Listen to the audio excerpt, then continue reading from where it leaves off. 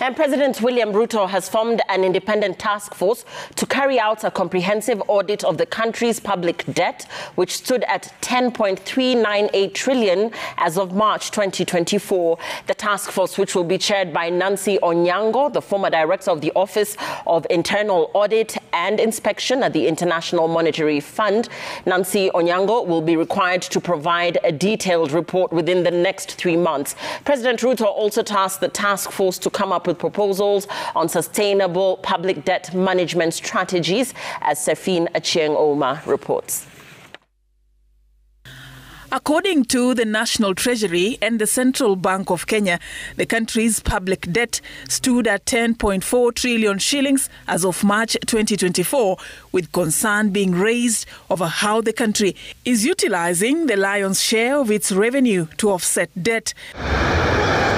As part of efforts to tame the growing public debt crisis, President William Ruto has appointed a presidential task force on forensic audit of public debt. According to a Gazette notice dated 5th July 2024, the task force will be chaired by Nancy Onyango, the former director of the Office of Internal Audit and Inspection at the International Monetary Fund, who is to be deputized by Professor Louis Franceschi. Other members include LSK President Faith Odhiambo, ISPAC Chairperson Philip Kakai, Institution of Engineers of Kenya President Shama Kiteme, and Policy and Governance Specialist Vincent Kimosop. Abraham Rugo and Aaron Thegea have been appointed as joint secretaries to the task force, which will carry a comprehensive forensic audit of the country's public debt and submit its report within 3 months.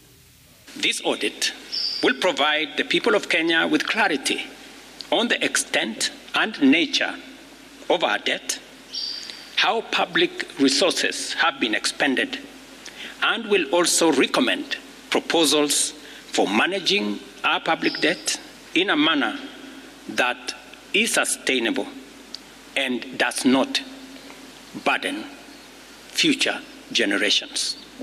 The independent task force is expected to, among others, verify the current stock of public and publicly guaranteed debt, as well as assess whether the country obtained value for money concerning the terms of the loan, the cost of projects financed, and the return on investment. President Ruto stated that the withdrawal of the Finance Bill 2024 occasioned a reduction of the revenue targets by 346 billion shillings, posing a dilemma to the Treasury on whether to cut the 2024-2025 budget or borrow the deficit.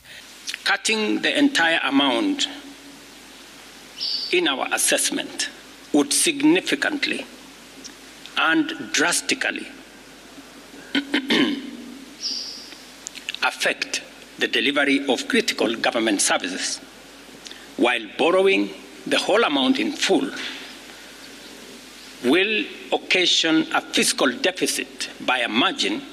that would have significant repercussions on many sectors, including our exchange rates and interest rates.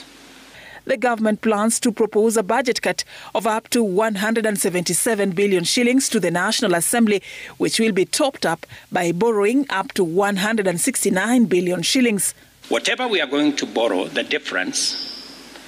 will increase our fiscal deficit from what I intended to be 3.3% of our GDP.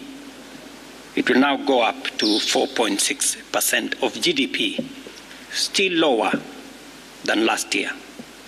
and will be used to fund